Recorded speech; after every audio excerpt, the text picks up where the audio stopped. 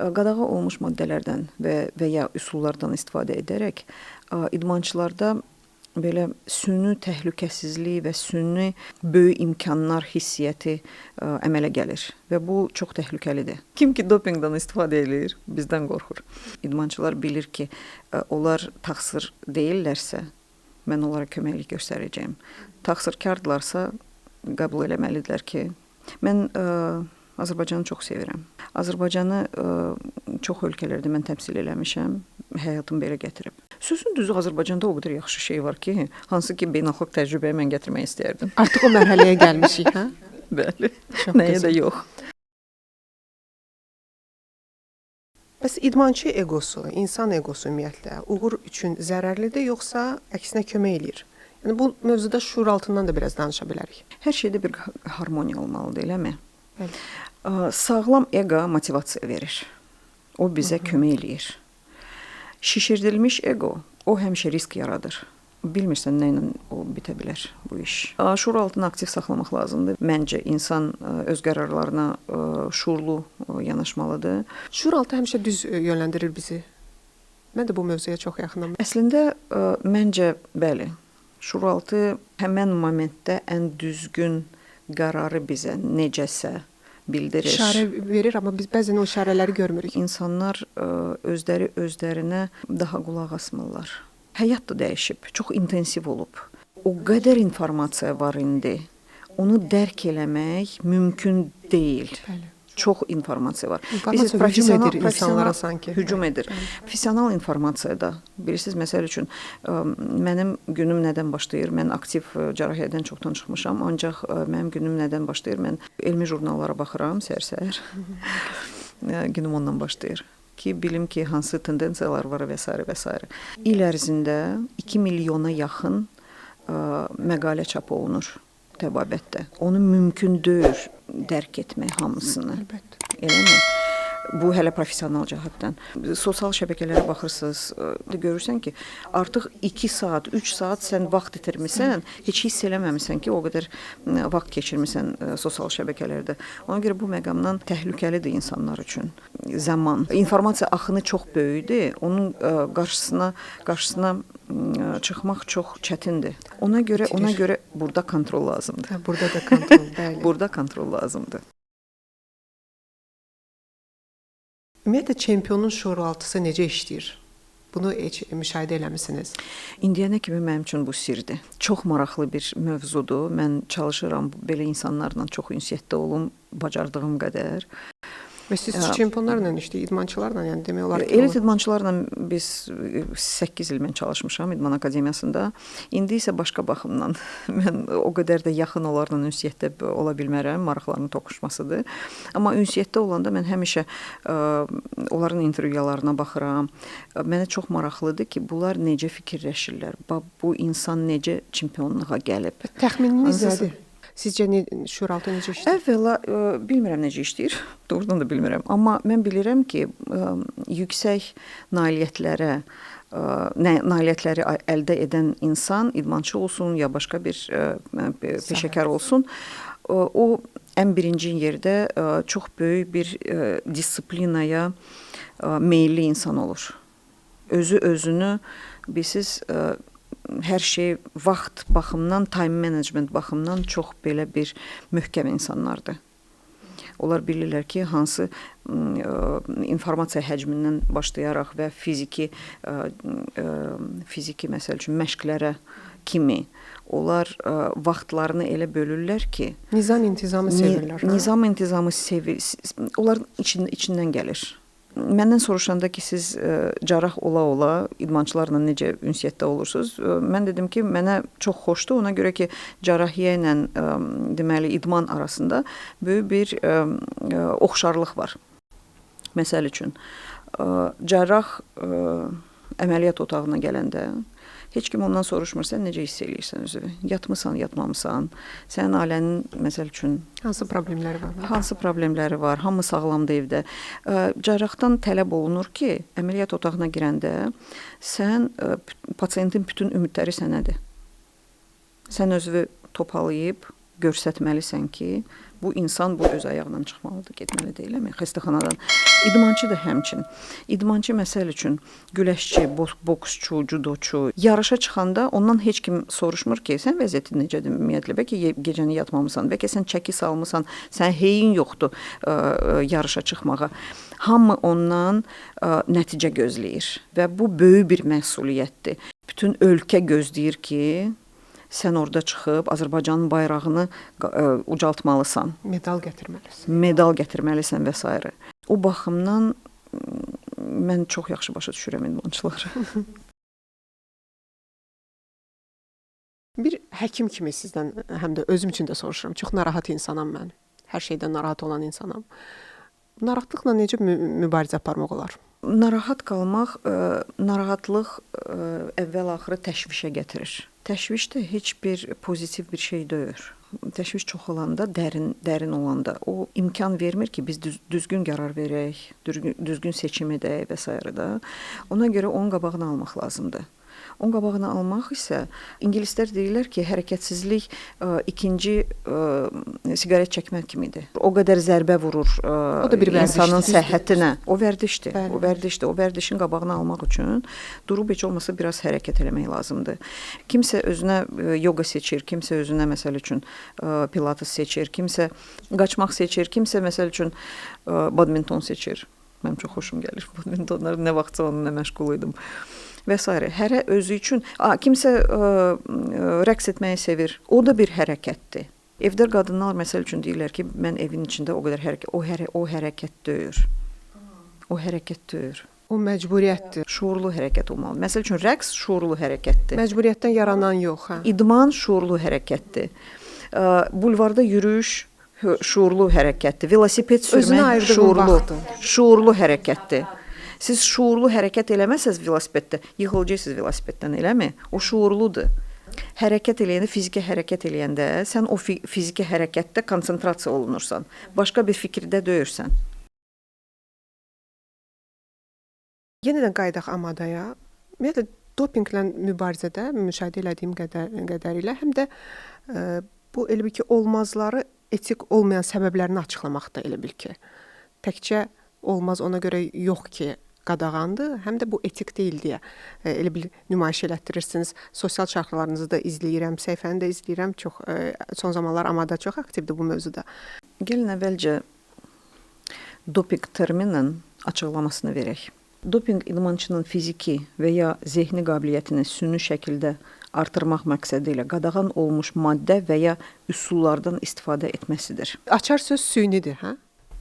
Süni qaydada, bəli, süni qaydada. Qadağa olmuş maddələrdən və ya üsullardan istifadə edərək idmançılarda belə süni təhlükəsizlik və süni böyük imkanlar hissiyyəti əmələ gəlir və bu çox təhlükəlidir. Buna görə dopinqdən başladın istifadə eləmək, bu narkotik kimi bir maddədir. Sabahları daha da çox istəyəcəksən və bunun axırı yoxdur. Əvvəla bu çox zərərli maddələrdir. Bədənə böyük bir zərər vurur.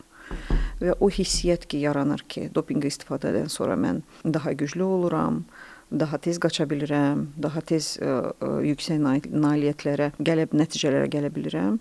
O, bu süni təhlükəsizlik və süni güc hissi verir. O çox təhlükəlidir. Bildiyiniz kimi, aprelin 11-də bu il, aprelin 11-də Ümumdünya Antidopinq Agentliyi Təmiz İdman Günü elan etmişdi və WADA-nın inisiativasına qoşulmuşduq və bir həftə ərzində çoxlu tədbirlər keçirmişdik təmiz idman Xankəndində. Bəli, Xankəndində. Və fürsətdən istifadə etmək istəyirəm və bütün federasiyalara, hansı ki bizə bugün ədalətli və təmiz idman günündə və həmişə bizə dəstək olurlar, mən öz təşəkkürümü bildirmək istəyirəm. Ümumiyyətlə, idmançıların Amadaya münasibəti necədir? Yəni, qorxurlar, dostluq edirlər sizlə, yoxsa neytral yanaşırlar? O idmançıdan asılıdır. Hansısa əhrim-mührim işi var, bizdən qorxur. Kim ki dopingdən istifadə edir, bizdən qorxur. Mən il yarımdır antidoping agentliyində çalışıram və görürəm ki, bundan da əvvəl dediyim kimi mən 8 il İdman Akademiyada çalışdım və orada bizdə deməli 7000 tələbədən hardasa 800-ə yaxın tələbə milli yığma komandaların üzvləri idi. Dünya, Avropa və Olimpiya oyunları çempionları idi və mən mütəmadi olaraq ünsiyyətdə idim onlarla. Ona görə ola bilsin ki, mən Amadaya keçəndən sonra onlar hələm ki, məni dost kimi sayırlar. Biz qorxu əsasında və ya nifrət əsasında heç vaxtı düzgün əlaqə qurmaq mümkün deyil. Mən istəmirəm bizdən qorxsunlar. Kim ki dopingdən istifadə eləyirsə, o bizdən qorxmalıdır, o bizdən çəkinməlidir. Ona görə ki, əvvəl-axır biz onları tapacağıq. Qalan idmançılar biz partnyor kimi deməli çıxış edirik və onlarla birlikdə təmiz idmanı qoruyuruq. Bəs olub bu səbəbdən dostluğunuzun pozulduğu idmançılar? Ad çəkməsək də. Yox, olmayıb. Deməli sizin ətrafınızda yalnız ədalətli idmana önəm verən idmançılar var. Ədalətli yolla. Bilirsiniz, əslində mən çox sərt adamam və mənim bütün tələbələrim İdman Akademiyada onu bilirdilər artıq. Və ola bilsin ki, akademiyadakı mənim reputasiyam indi mənə kömək eləyir ki, idmançılar bilir ki, onlar təqsir deyillərsə, mən onlara köməklik göstərəcəyim. Təqsirkardlarsa qəbul eləməlidirlər ki, siz güzəştə getməyəsiniz. Yəni onu bilirlər artıq. Təminə xanım, bəs məsuliyyət götürdüyünüz işlə bağlı əsas hədəfiniz nədir? Məsəl üçün təmsil etdiyiniz qurumu hansı nöqtədə görmək istəyirsiniz? Hansı nöqtəyə gətirmək istəyirsiniz? Hansı faydalılıq dərəcəsində görmək istəyirsiniz? Mən çalışıram bu sözü heç vaxt istifadə etməyim. Ona görə ki, patriotizm sözü. Ancaq çoxsuna pafoslu gəlir, amma pafoslu, əslində pafoslu gəlir, amma bilirsiniz mən Azərbaycanı çox sevirəm. Azərbaycanı çox ölkələrdə mən təmsil eləmişəm, həyatım belə gətirib. İndiki zamanda cənab prezident ölkəmizi elə yüksək səviyyəyə gətirib beynəlxalq arenada. Biz ona uyğun olmalıyıq və bunun üçün bizim böyük bir imkanlarımız var. Cəmaatımız doğrudan da çox istedadlıdır, çox bacarıqlıdır, biliklidir və biz bu müsbət cəhətləri həmişə ön plana çıxartmalıyıq. Bu sözümün çərçivəsində mən istəyərdim ki, məsəl üçün Amada tək regional səviyyədə yox, dünya səviyyəsində, dünyada Milli Antidoping Agentliyi arasında ən mühüm bir rol oynasın və yüksək bir yer tutsun. Ola bilsin ki, hər şey yaxşı olsa, gələn il deməli Amadanın dəstəyi ilə Azərbaycanda Ümumdünya Antidoping Agentliyinin ən mühüm tədbiri Azərbaycanda keçiriləcək. İnşallah. Biz onu gözləyirik. Dediniz ki, həyatım belə gətirib ki, mən Azərbaycanı xarici ölkələrdə təmsil etmişəm və yadıma düşdü sizlə bağlı informasiya alarkən 2004-də siz Azərbaycanda deyil, ümumiyyətlə beynəlxalq bir təşkilatda çalışmısınız. O tarixlərdən biraz və tsunami hadisəsi səbəb olub. O tsunami sizi haralar apardı? Əslində mənim atam da xaricdə işləmişdi və birinci xarici ölkə hara ki mən uşaq olaraq getmişəm, Əfqanistan idi. Orada deməli Kabul Politexnik İnstitutunda mənim atam kafedra müdürü idi və illər boyu çalışmışdı orada, tələbələrlə işləmişdi və s. Ancaq professional baxımdan 2004-cü ildə dekabrın 26-sında Asiyada böyük bir tsunami baş verdi və böyük itkinlərlə deməli nəticələndi və 2005-ci ildə həkim kimi beynəlxalq tibbi korpusu International Medical Corps tərkibində tibbi direktor kimi mən o ölkəyə, İndoneziyaya getdim və orada 2 ilə yaxın çalışdım tsunamidən sonra. Deməli, Afrikada çalışdım, başqa bir ölkələrdə də, bir neçə ölkələrdə mən çalışmışam. Qərbdə yaşamaq nədir, mən onu yaxşı bilirəm. Nədir bu arada? Rusların bir sözü var, большой вид на расстоянии. Hərdən sən ölkədən çıxmalısan ki, ölkənin və öz həyatının dəyərini bilmək üçün. Siz daha çox sevməyə başladınız Azərbaycanı orada olandan sonra? Bəli. Bilirsiniz, o nələrə şahid olursunuz? Təyyarə Bakı limanında enəndə trapdan çıxırsan, Bakının havasını udanda deyirsən ki, şükür Allaha, yaxşı ki qayıtdım, yaxşı ki Yəni bu evdəyəm. psixoloji məqamdır, yoxsa orada məhdudiyyətlərlə əlaqədardır, yoxsa mentalitetlə əlaqədardır? O yerə bağlılıq, öz ölkənə bağlılıqla. Torpaq çəkir adamı. Torpaq çəkir, qan çəkir adamı. İnsan sevən insanlarıq əslində. Çadda mən məsəl üçün işləyəndə müharibə zamanı idi və orada Çad və Sudan arası müharibə, Çadın içərisində də müharibə, vətəndaş müharibəsi var idi o zamanı və müharibədə mən görmüşdüm ki, insan insana qarşı nə qədər qəddar ola bilər. Müharibə çox ağır bir prosesdir. Posttravmatik stres xəstəliyi ilə əlaqədar flashback deyilir də. Hansısa bir momentdə sənin beynin səni aparır müharibəyə. Oradan Azərbaycana qayıdanda mən gördüm ki, ola bilsin ki, cəmaət çətinliyə düşməyəndə yaxşı həyatı düzgün qiymətləndirə bilmir və naşükür olur. Bir də xaricdə gördüyünüz təcrübələrdən nələri Azərbaycana tətbiq etmək istəyirdiniz öz sahənizdə? Və yaxud sahənizlə əlaqəli olmaya da bilər. Sözün düzü Azərbaycanda o qədər yaxşı şey var ki, hansı ki beynəlxalq təcrübəyə mən gətirmək istəyərdim. Artıq o mərhələyə gəlmişik, hə? Bəli. Çox Nəyə gözəl. də yox. Nəyə də yox. Bilirsiniz, məsəl üçün WADA-da beynəlxalq Ümumdünya Antidopinq Agentliyində belə bir best practices var, adlandıran bir hesabat var. Orada Azərbaycan bir neçə yerdə artıq adı çəkilib. Məsələn, harda? Deməli, təhsillə bağlıdır və hüquqla bağlıdır. Best practices kimi Azərbaycan orada deməli qeyd olunub. Və Şəxsən siz özünüz nəyi xaricə yaxşı belə sualı tərsindən verim. Bizdən nəyi xaricə tətbiq edərdiniz? İşə yanaşmanı. Bəlkə ona görə mən yeganə Azərbaycanlı kimi beynəlxalq tibb korpusunda işləyəndə xaricdə məni o qədər işçi kimi qiymətləndirdilər. Onlar bilirdilər ki, mən hansısa işi başlayıb axıra kimi çatdırmalıyam. Mən baxmıram ki, 5-ci gündür. Onlar məsəl üçün Avropada 5-ci gün, 3-dən sonra siz ofisdə heç kimi tapmayacaqsınız. Yoxdur, onlarda vərdişdir artıq. İşim bitdi, mən kompüteri örtürəm, çıxıram, gedirəm. Bizdə isə işə yanaşma, bilmirəm nə qədər düzgündür. Ola bilsin ki, o work-life balance var, bəlkə o qədər biz ona baxmırıq. Biz fədakarıq və çalışırıq ki, belə ürəklə yanaşırıq işə. Keçən il Fransada keçirilən Olimpiya oyunlarında bu transgender şübhəsi yaradan idmançılarla yadda qalan məqamlar oldu. Necə düşünürsünüz? Bu həqiqət olsaydı, bilmədik həqiqət idi yoxsa yox, həqiqət olsaydı əgər, nə qədər ədalətli oyun hesab eləmək olardı bunu? Sizin sualınızda artıq cavab var. Bu həqiqət olsaydı, o heç ədalətli prinsiplara uyğun deyildi. Zamanı elə zamanədir ki,